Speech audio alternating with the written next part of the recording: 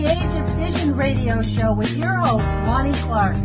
We stand together and accept that we now live in a world transformed by Fukushima. From 8 a.m. to 9 a.m. Pacific Standard Time here on UCY.TV radio. We relentlessly engage every ear that listens.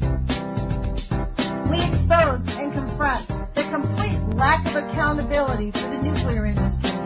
Consider social engineering programs who view our bodies, minds, and souls as assets on a balance sheet.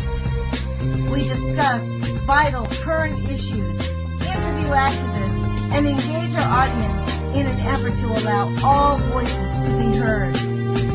The Age of Vision radio show creates a venue that all will choose. We encourage our listeners to reclaim their power and their courage to take action and save our planet from the ravages of greed and indifference. Our actions matter. Every voice matters. We remind our listeners that happiness is resistance.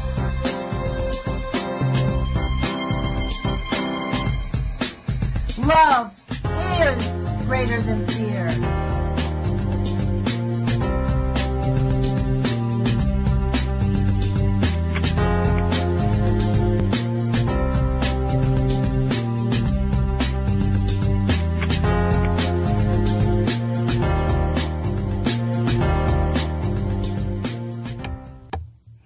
Good morning, UCY.TV radio listeners. This is Lonnie Clark with the Age of Fission radio show. Thank you for joining us. Today is, my goodness, it's April 20th, 2018. It's 8 o'clock here in Eugene, Oregon. I want to thank you for joining us. It is Friday, and I share the show with my radio show host. Let me see if I can give Jerome a call and see if we can add him into the call. Let's see what this says. I didn't get a chance to give him a call before the show opened, so hopefully he'll answer the phone and we can get right on. I called his Skype. I don't know if that will work because his Skype looked like he was on. What a crazy week we've been through, folks. I mean, it's actually getting pretty serious, isn't it? Good morning. Good morning, Jerome. Thank you for joining us. We're live on the air. I am happy. Good. I'm glad that you're with us. We had quite a week of reporting, didn't we? Yes, we did. It's kind of a crazy week. But I don't know about you. We always listen to our shows afterwards so we can make sure we know what we're talking about. When we decided to do this on Friday. Yeah. Sort of gives us a responsibility, not to just to listen to our own show, each other's shows, but our own shows so that we can sort of summarize it. But I can't help myself. I still keep going back to this idea of the facts are so there in so many ways that this stuff is harmful for us and that it's been being mishandled and has been mishandled. It's almost like, I don't know, it's almost like suicide. It's almost like intentional denial. Yeah, I think it's actually... it's the old adage of our wisdom has not caught up with our technology, and so we only can abuse our technology. We find the magical, endless energy source, and the first thing we think of as a species is to turn it into a weapon so we can kill each other. And from there, it's lazy, and from there, it's not clean, and from there, it's got bad karma, and there's no way that it could turn out any other way than by dealing death one way or another. What do you mean? What do you mean by that? There's no way. As soon as you embrace a technology, as a society, which has the potential to be harmful, i.e. firearms, i.e. bombs, i.e. nuclear weapons, the principle, and you take that principle and instead of going, oh my God, we could use this as a major source of energy for years to come, but we got to be careful. What we say is, oh my God, we could blow up those other guys with this. Never mind that we're going to pollute the entire planet in the process. No, they got them now too. Oh, well, we can't stop now, can we? Because if we do, they'll bomb us. So if we stop, the world ends.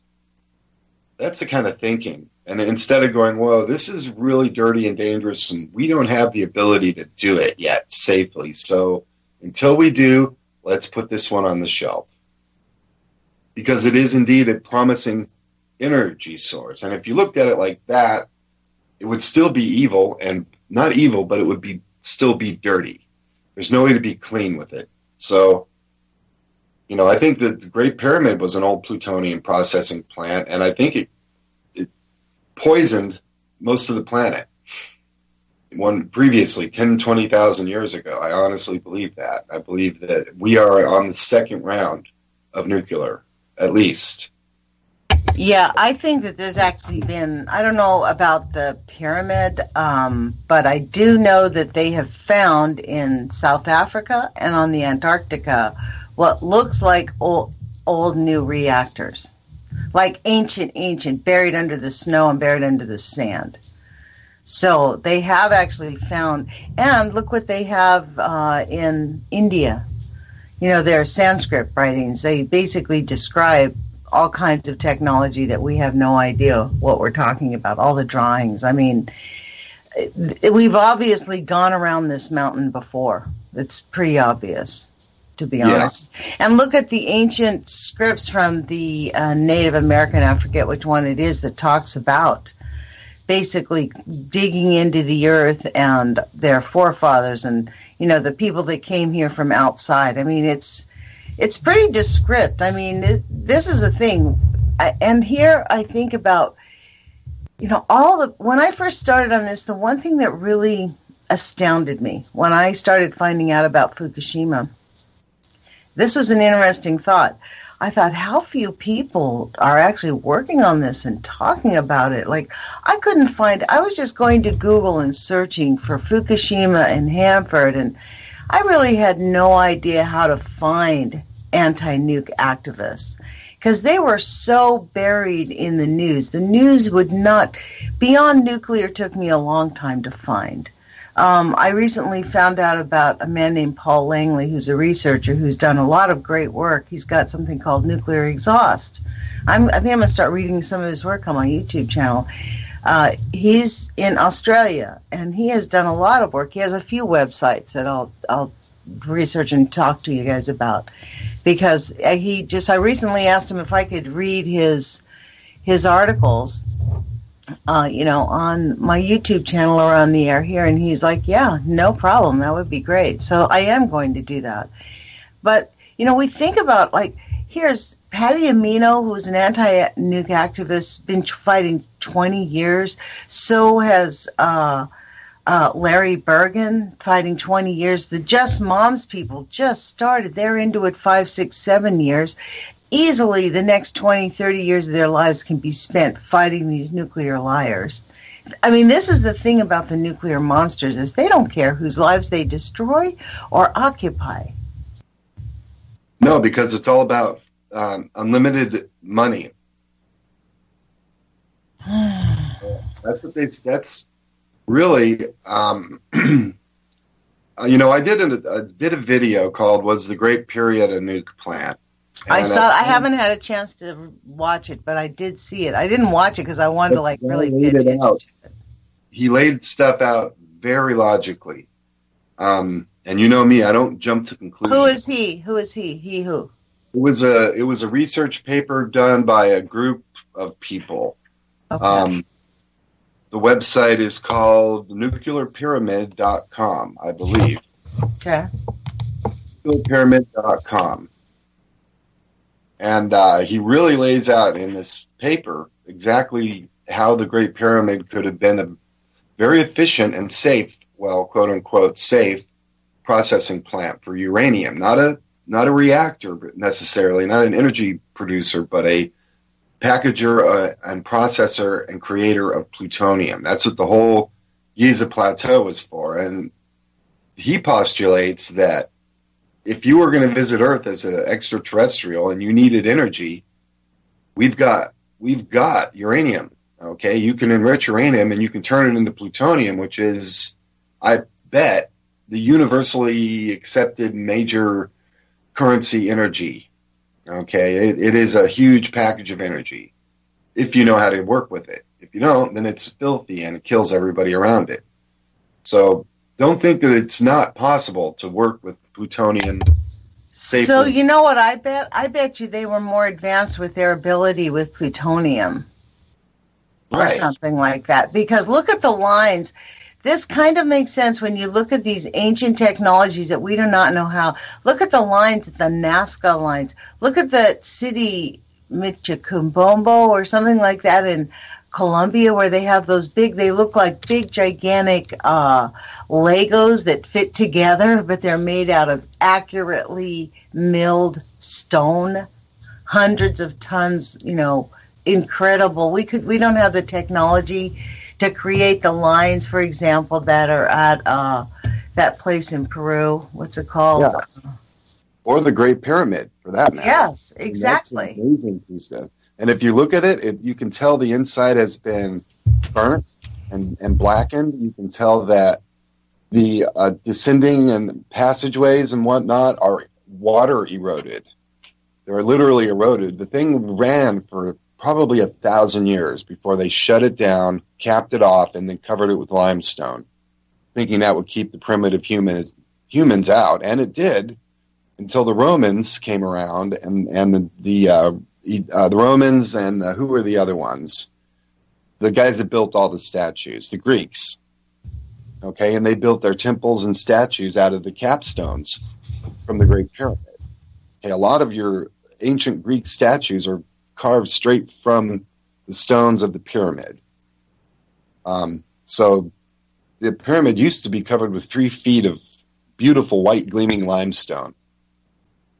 So it doesn't, and now it looks like a rubble pile, but believe me, it isn't. It's still very tightly intricately put together with extremely hard stone, in ways that could not be duplicated today. No way. You couldn't do it.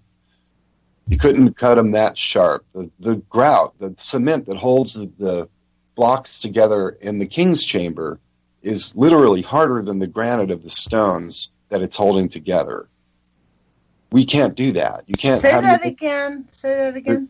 The grout or cement, if you got tile and the grout in between the tile, holds the tile together. Or the mortar and bricks that holds the bricks together, that the mortar is softer than the bricks generally. And this mortar in the Great Pyramid inside the King's Chamber is harder than the surrounding granite. So it's tougher than granite, just the mortar, and they've chemically analyzed it and they can't figure it out. Can't figure out how you could do that. So there are things beyond us and in our face beyond us. And as a species, we are ignoring them. And I think it is a delusion. It is, honestly, I do think that we've done this before. I think last time we were really sloppy with it. Okay, if in fact the Great Pyramid was a fission pile for production of plutonium for 1,000 years, the open vents on the top of the pyramid spewed out tritium and strontium and cesium, huge amounts of it. All of the waste would have gone straight down into the sand under the pyramid from the extraction process and all that. So all the big giant Hanford tanks, that's what we're looking at. 1,000 years worth about figure. I think that they killed everybody. I think that the process killed off humanity, and humanity was too dumb to even understand that's what was happening. Somebody that primitive, if they got cancer and died, they would figure the gods are mad at them. They wouldn't connect it with the pyramid or radiation. They wouldn't even understand what radiation is. Somebody did, but not the humans of the time. So you don't think that the pyramids were built by humans? That's essentially what you're saying, and that they were plutonium plants. Yeah, I theorize that, and I've been wondering about those things my whole life, and have never been able to get my brain around the theory of for how and why they exist, because it's such a quandary. It's not a temple; it's just a stark industrial plant. It is. It's like Well, actually, to be honest, if I hadn't heard of it said that way, living in this time when we're basically living in the plutonium playbox, the sand dirt, you know what I mean? Like, this design of the pyramid is intentional. Right. And if a species came here and built that and used it and had all this technology, however, didn't quite get the biology of humans because the humans were dying off. Maybe that's why they did the human-animal experimentation and all the discussion that's going on in the pyramids. Now they had the animals. We're thinking that they were gods. Maybe they couldn't figure out why the species, maybe the people that brought that technology to this planet in the guise of this system and was busy doing these things for 1,000 years and interacting with whatever it is, maybe they were trying to find the same solution that the United States government ostracized John Goffman for, because they gave him a directive to find out, A, if nuclear was good for human beings, and B, if it wasn't good, then it was at least neutral, and C, worst case scenario, it was detrimental, but that is not the answer that they would want to accept. So maybe that's what they were doing. You know what I mean? Just experimenting, because the animals, no doubt the animals were dying too. Well, think about it this way, Lonnie. If the United States government went somewhere, let's say, for instance, Coral Atoll somewhere, and needed to do something or take something like the Coral Atoll itself and destroy it, we would do that and we would rationalize that decision. Why would not an advanced species from a spacefaring species who completely understands fissioning and fusion and radiation and shielding, why wouldn't they go, well, you know what? It'll probably take, it's really well shielded. It really is well shielded. There's some tritium and a little strontium and cesium. Yeah, you're going to get an increase in cancer, but we'll be able to operate the thing for at least 1,000 years before enough of them die off to where we'll have to shut it down, and cap it off, and then they'll regroup, and then maybe later we'll come back and do a second round. That's the kind of you have to separate yourself from the whole cultural thing, from the whole archaeological thing, and try to look at it as if you were a species in space looking for fuel for your rocket ship. Okay, you're looking for energy to power your whatever, Well, actually, you want to know something interesting as you say that. I had a listener a long time ago, a man who lives in South Africa. We were in conversation over the internet, and he suggested to me that the nuclear waste can be used by outsiders, people from other planets, for their spaceships, and it turns into gold. They have a process that can turn it into gold to fuel their spaceships. Really? That was a comment that was made to me. I can put you in touch with him, and you can explore that idea. I honestly couldn't. I don't have the scientific mind enough to really ferret that out and ask enough good questions. But he seems credible to me. It always seemed like a logical idea because we have so much nuclear waste on this planet. It's almost like it's been done, and they have known. This is my point, that I am just beyond listening to facts about, well, we need another study to see if it really does cause cancer, or does it really cause this genetic mutation? Like, forget that. We know it does. My question is, why do we keep doing it? And your answer that this is a technology we stumbled upon and had no way how to control, and have just done nothing but made a big, gigantic mess out of it, and deny and deny and deny, because the only good use that they can find for it is to make money. To make weapons. Makes a really good destructive bomb. Because we have a war profiteering society. Yes. The whole culture, war profiteering from whatever's. This is where China does not want to have war. People do not understand that the Chinese government has a great understanding that war is unnecessary. They have billions of people. Their assets are people. Literally, assets on a balance sheet, hello, China. Actually, hello, every country, only, most are willing to throw their people away on war. I can't believe this country is willing to throw our sweetest, finest, smartest young men into a war zone. It's just beyond comprehension. I honestly believe that the only time the United States military should be employed is if there is an invasion. That's what our Constitution says, to be honest. I mean, it doesn't call for a standing army. No. And here's another note as well, Lonnie. If you're looking at it in the long haul, in the big picture, we are actually, this round, doing much better than if that is the technology that they were employing, stone structures with vents right to the atmosphere with no filtration at all.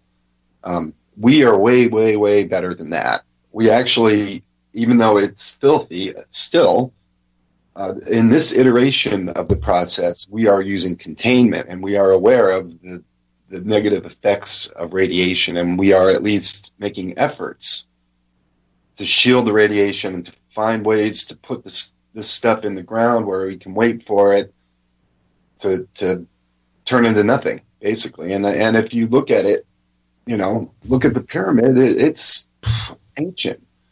That thing is ancient. It was ancient back in the days when they think the pyramids got built.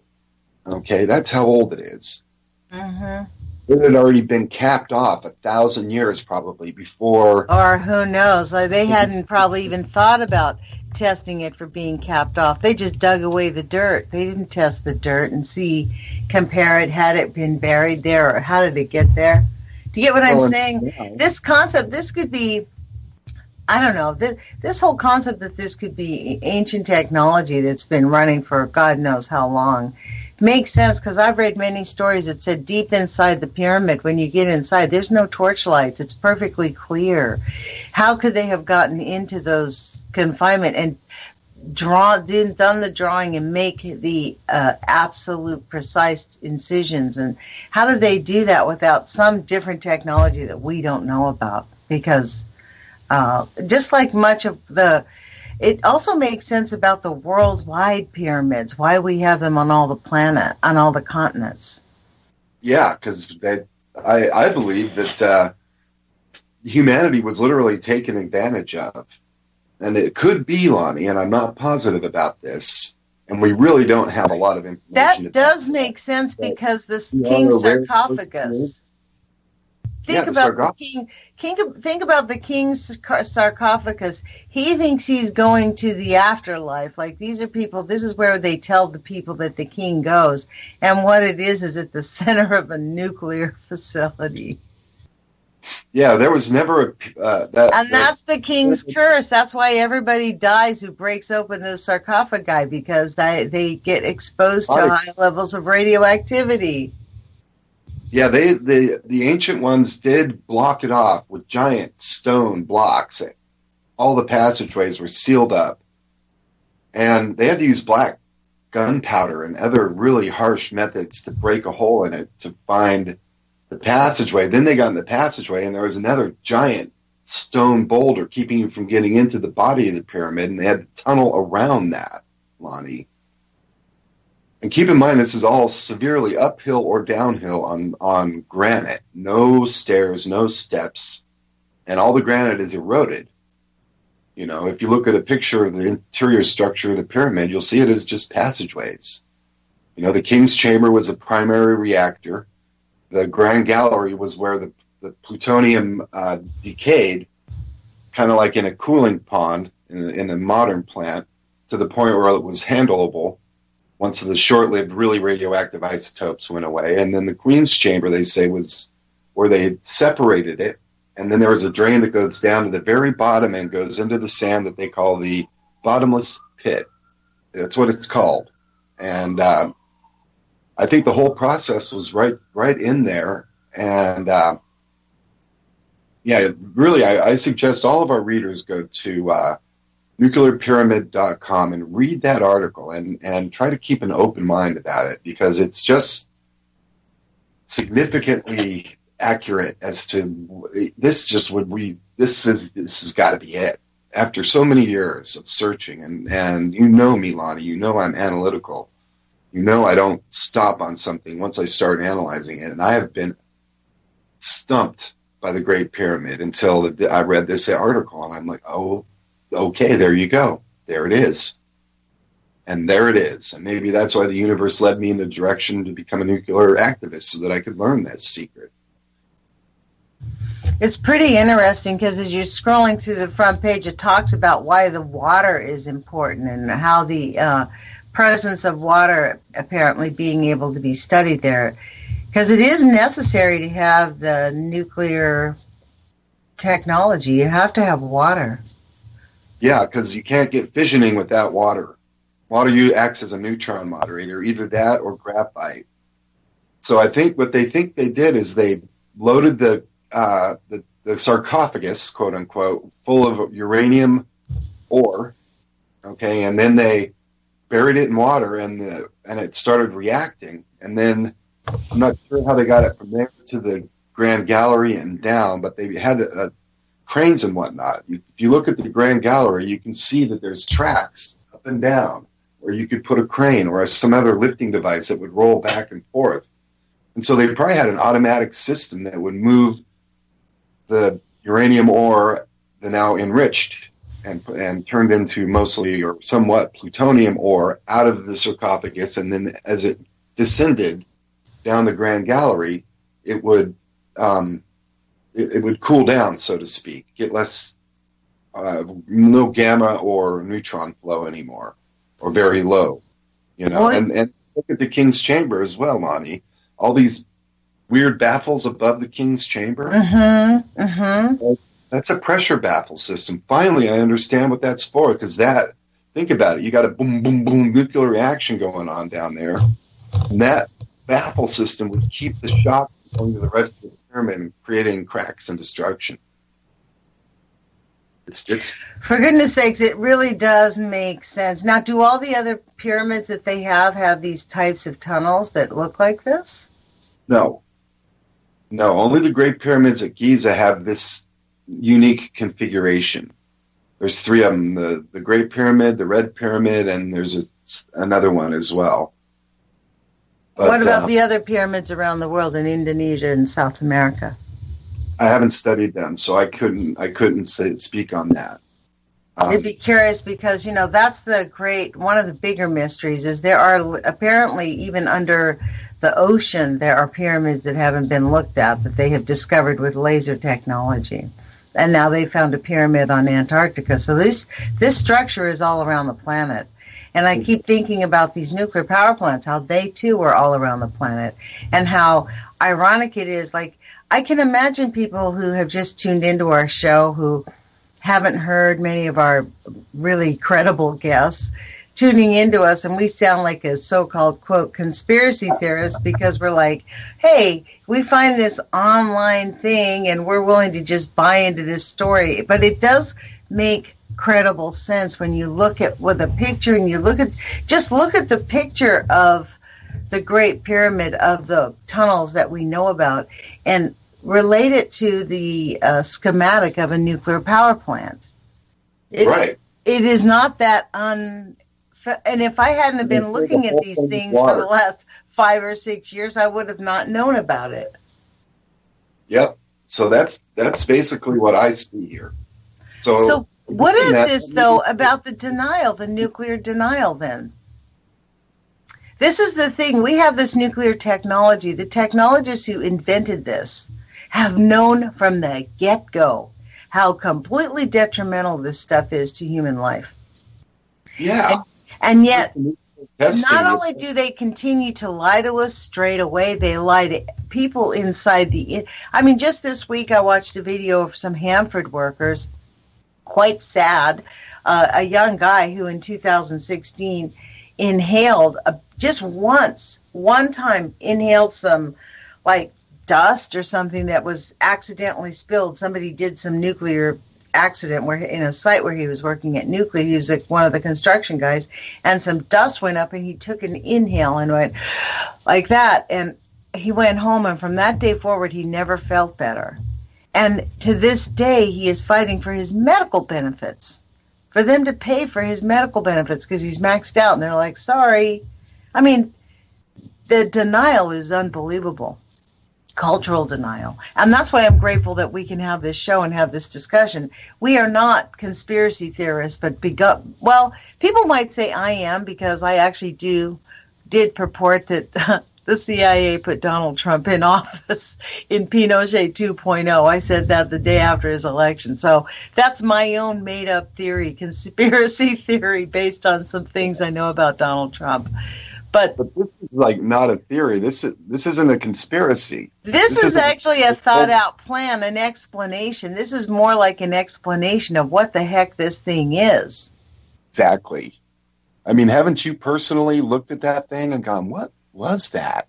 It must have been the only thing. And the whole story about how the ancient Egyptians rolled giant granite blocks across the sand on logs and used wooden cranes and ramps. It's like, no. There is no way that wooden technology would be able to do that. You cannot lift an 80-ton boulder 300 feet off the ground with a wooden setup. It won't work. It's not even just the boulders and the rocks. It's kind of like even in South America. We can see when modern ancient man started building on top of what was left before. That's very obvious. Even the Sphinx, right? They have figured out with laser technology that the Sphinx wasn't originally that structure. They added on to it long after, and it's much more crude than the original structure underneath.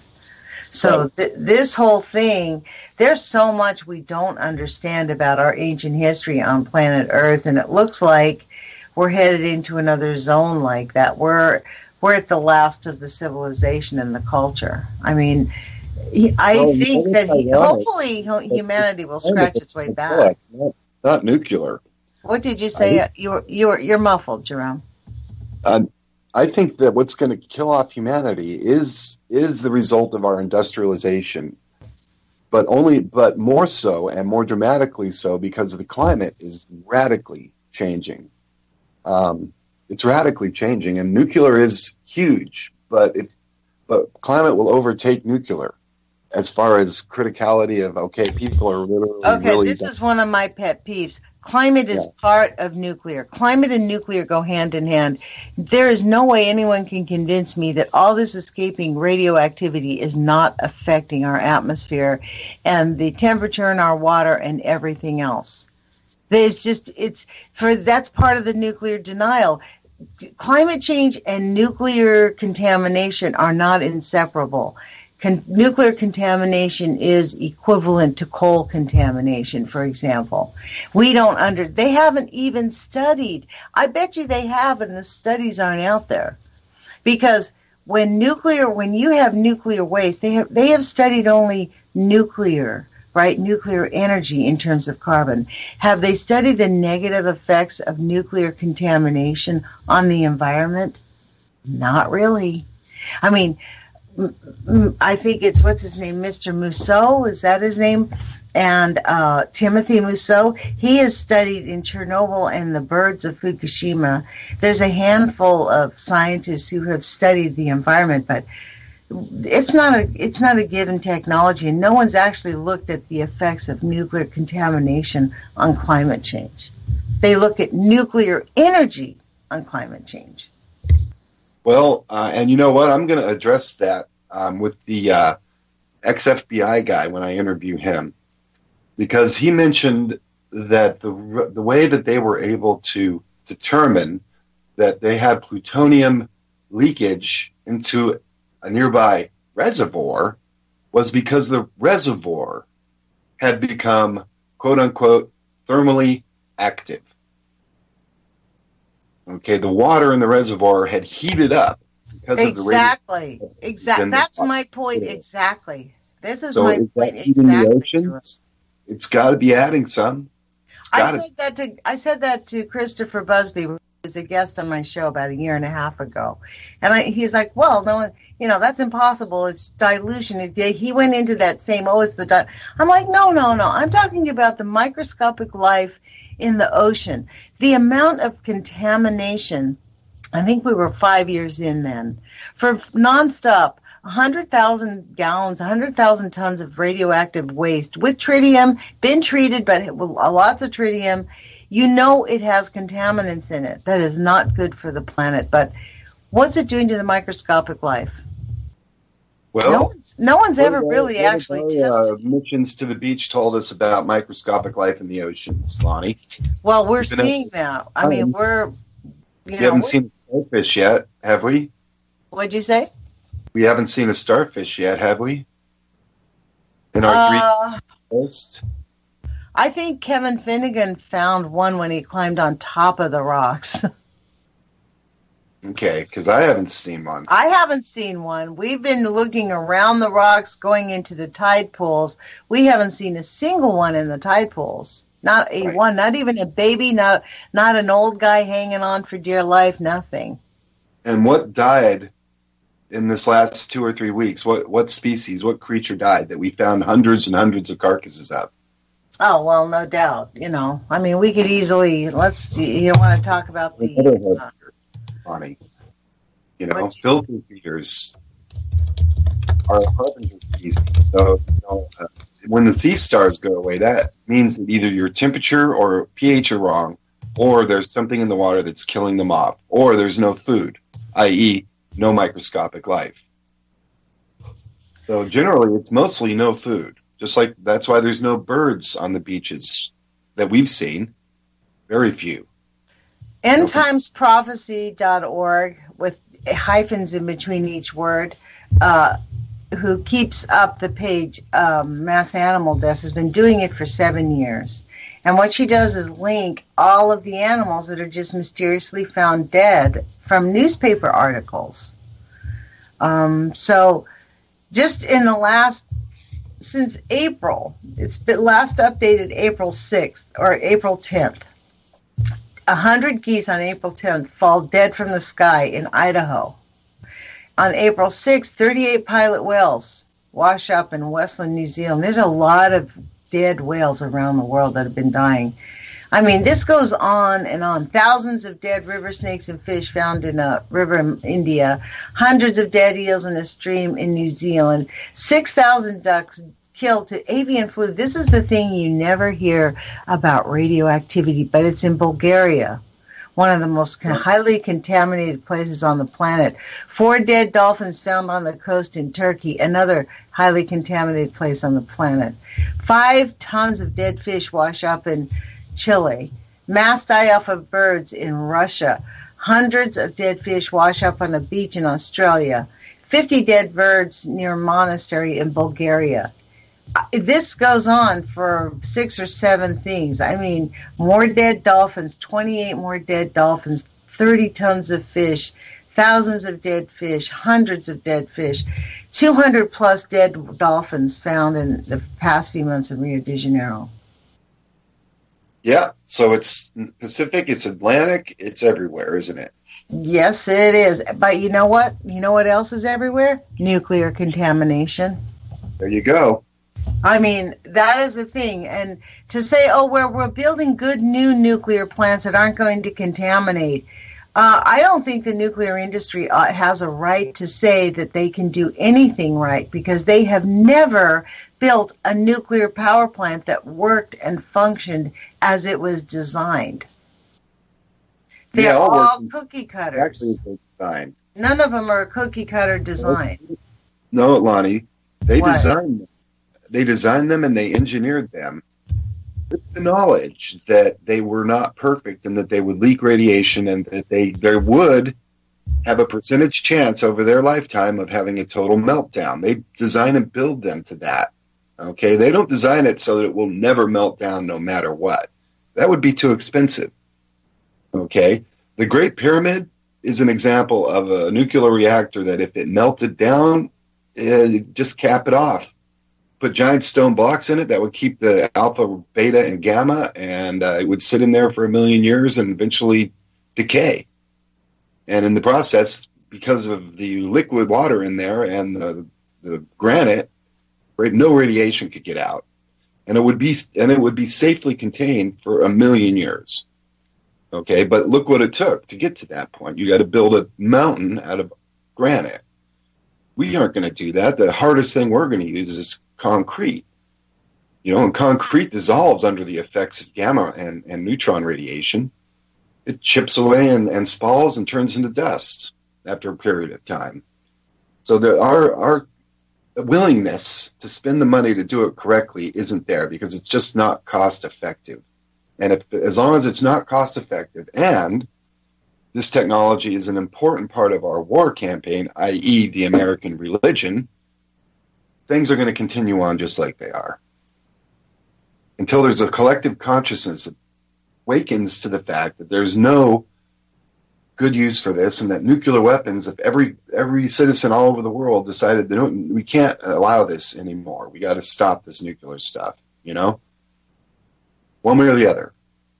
If enough people stood up and got the right people elected and right people in the right offices, then we could instill change. But there isn't a collective consciousness. The average American believes that nuclear is good. Yeah, there was that one time, but I'm fine. Didn't affect me at all. I couldn't smell anything. That's the typical American. Your typical Joe on the street doesn't even know about Fukushima. Will be like, yeah, I heard that. They got that cleaned up, didn't they? Most Americans probably think Fukushima's done over and cleaned up. Okay. I would say 90%. Let's be clear. Most of us thought that 3 Mile Island was cleaned up. I was under the impression that they had removed the melted core out of that reactor. And I even did a video about it. And I'm like, I don't know how they did it, how they could have got that core out. I don't understand or where they could have put it. But apparently they did, because they said they got it cleaned up. But I guess by cleaning up, they mean they bolted the hatches down extra hard, and it's in confinement. Right. That's what they mean by cleaned up. In confinement. That's exactly right. Ding, ding, ding, ding, ding. That's right. Cleaned up. Why I was shocked when I realized that what they mean by cleaned up, that's what they did in Westlake landfill. That's what they did at Trojan up here in Oregon, is they just built it into a mound. They covered it up like they're doing at Fukushima, and that's their idea of cleaning it up. Yeah, pave it over. Just like at the Rocky Flats, when they put those thousands of barrels of plutonium-laced oil out in the field, just on the dirt, and they basically sat there and rusted, and they lost 50% of the oil that was in these thousands of barrels into the ground of that pad. And then they just scooped up a couple feet of soil, threw some more soil on top, and then paved it over with asphalt and call it cleaned up. There's not a collective will to do this correctly, and the war angle makes it so that it can't be stopped. I think there's a collective will to have it done correctly. I think what has happened is that the masses are so afraid of it that they're willing to do what the, quote, experts, just the nuclear priesthood. I am not kidding you. You should read that. I read Nuclear Safety is a nuclear scientific study I read. It was a speech given by Dr. Alvin Weinberg. It was the first time he had ever referred to the nuclear priesthood. Okay, and I think it was given in 1952 or 62. It was 62, but it was not released to the public until 2010. When in his speech to nuclear scientists, he was like, well, he called himself and them the new nuclear priesthood, and had for the first time said that humans have now entered into a Faustian agreement with the nuclear scientists, because we needed to rely on them to save humanity, and that they could they could basically do whatever they wanted, that we were at the mercy of them if they now that they understood the gravity of the situation. Seriously. Yeah. That is the father of nuclear scientists. The very thing that they're producing that they're having to save us from. That's the quirk in all that. You know, they're keeping us safe from Russia. Well, somebody started this in the world. You know, that's the whole reason that we have a nuclear program, is to keep our bombs ready for Russia. And we don't have little bombs ready for Russia. We've got big, giant, enormous bombs ready for Russia. And probably most of them, if they say, well, that's a 10 megaton, probably it'll be more like 30 or 40 megatons, because they don't understand the yield very well, and they're better at it than they think they are. So I'm going to the last test they did in the coral atolls there. You know, they thought they were going to get 4, maybe 5 megatons. It was 15 to 20 megatons. Oh well, heck, that surprised us. You know, that's why they were able to. That is it. So look, I want people to understand what this means when Weinberg said. I'm going to go back to this. I'm going to bear down this. Sorry if I go back here, Jerome. What a Faustian bargain or a Faustian agreement is, it's based on the legend of Faust, who is, I guess, medieval. In literature, you learn about Faust, right? So, right. But this is what it means. A deal in which one focuses on present gain without considering the long-term consequences. Yes. Now, when he says that, or this is another interpretation, an agreement in which a person abandons his or her spiritual values or moral principles in order to obtain wealth or other benefits.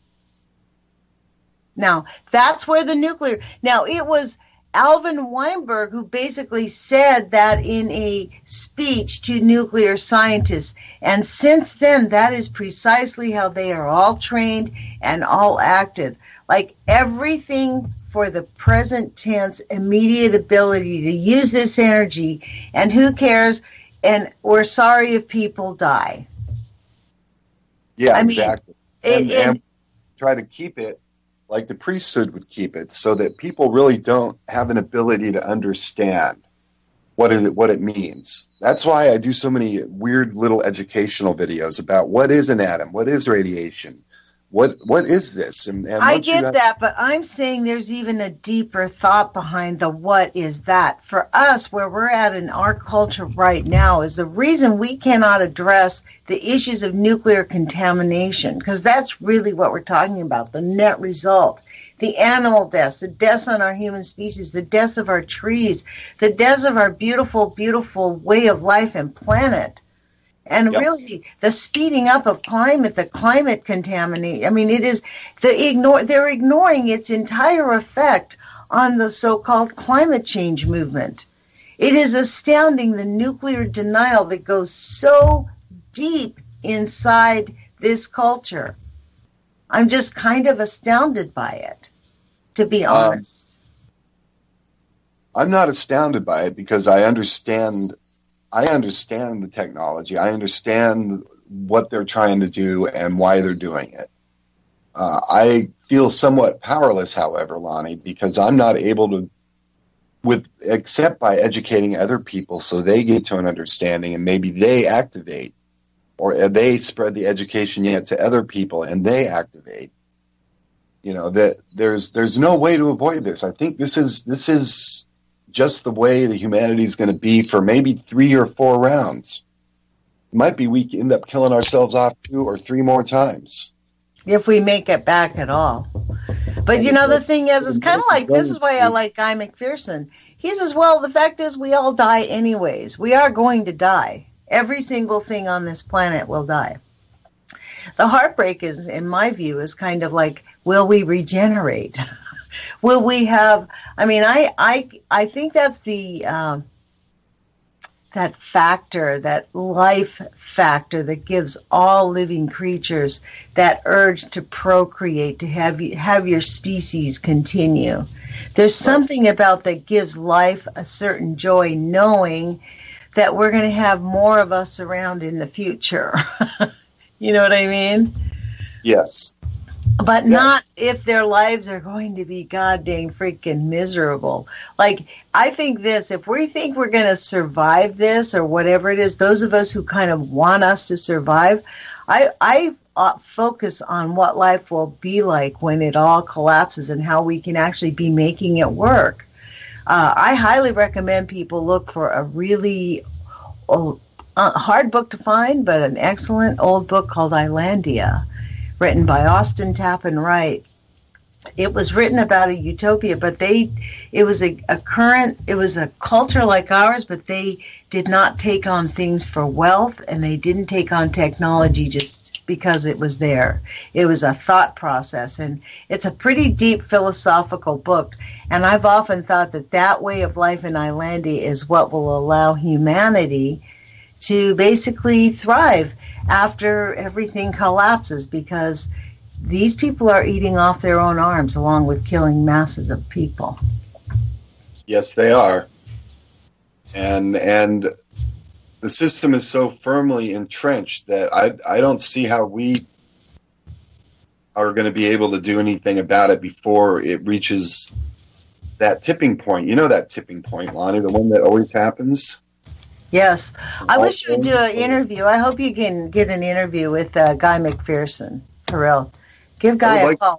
I think he'd be a good interviewer, because you guys could talk about this directly and probably take it in an angle that I don't. Because you can kind of hear where all this technology stuff and all the how many bombs and how much bigger it can get and all the other, like how much cancer it's causing, all that, we already know that.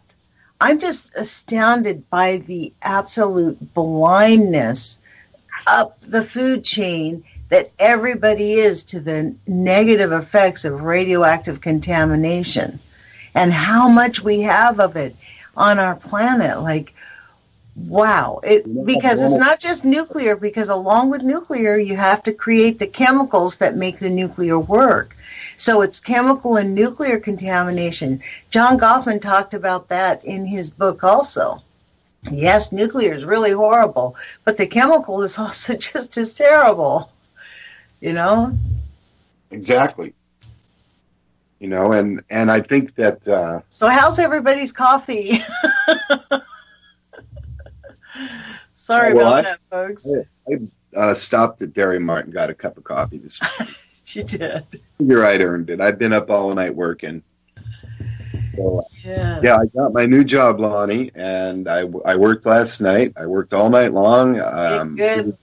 It was. Doesn't it? You know, this is the thing. People will look at us like This is why people have this whole idea about, quote, conspiracy theories and the average person working in the street or working to make their lives work. You know, being on the radio, on alternative radio, we have an opportunity to speak to people and give voice to people who don't have a voice.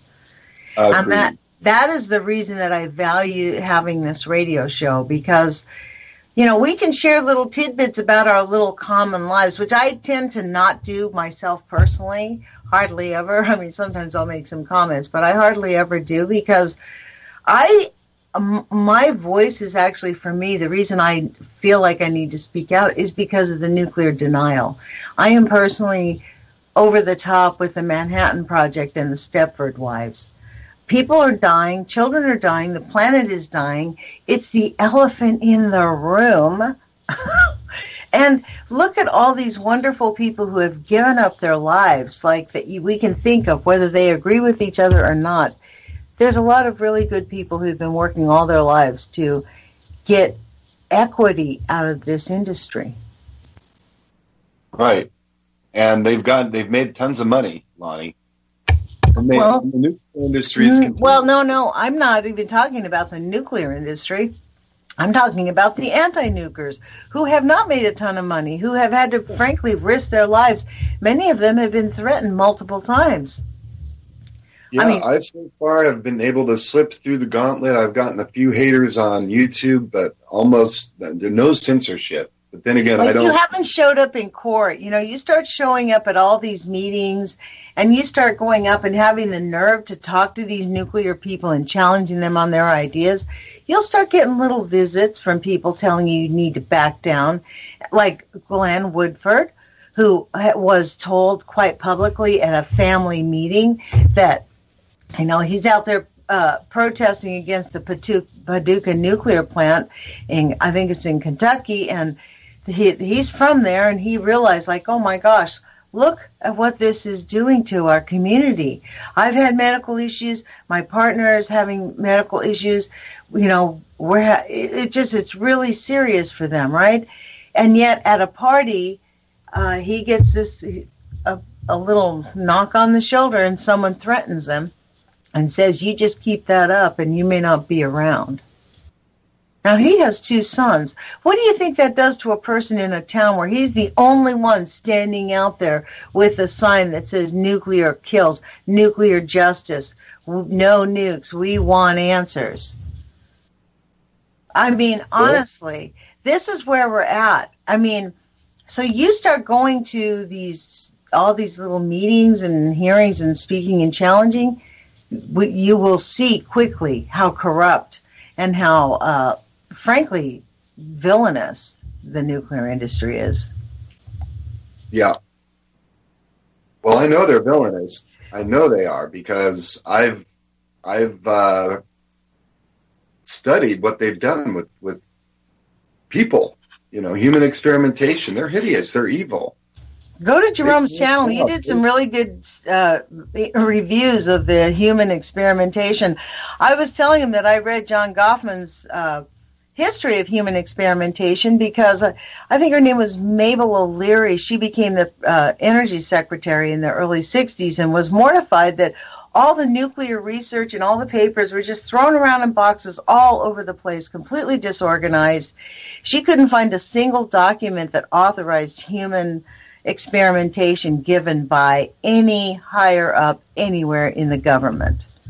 So she went to every single participant of the Manhattan Project and interviewed them as part of the American government's history of human experimentation. And I got a copy of John Goffman's. It came accidentally with a book that I ordered, or maybe quite purposefully, I don't know. But I read it on my YouTube channel. Okay. Yeah, well, I know that they did that. You know, I could track you down some verifiable sources. But yeah, that's exactly part of the deal. It's like the doctor, what was his name? Sweet? I don't remember. The guy that was injecting people with plutonium. No, with iodine. He injected these people with iodine to see how much their kidneys finally fail and be damaged. Or one of those radioactive isotopes. But he was said that he referred to his patients in the notes that he made only by their initials. That way that there would be no bad publicity or liability. Okay, and no patient could ever connect themselves with this experiment legally. It's part of the Manhattan Project. So that's the villainous nature of what we're dealing with here. It Albert is indeed Stevens survived. That's the name you were thinking. You know what? We're at 8:58 and 39 seconds, Jerome. This has kind of been a fun show. I really appreciated it. Thanks. All right, I'll talk to you soon. So go to Jerome's YouTube channel and check out his videos at The Sane Environmentalist. He's put out quite a few good ones, especially the ones on human experimentation. So put your courage feet on, you guys. We'll talk to you on Monday.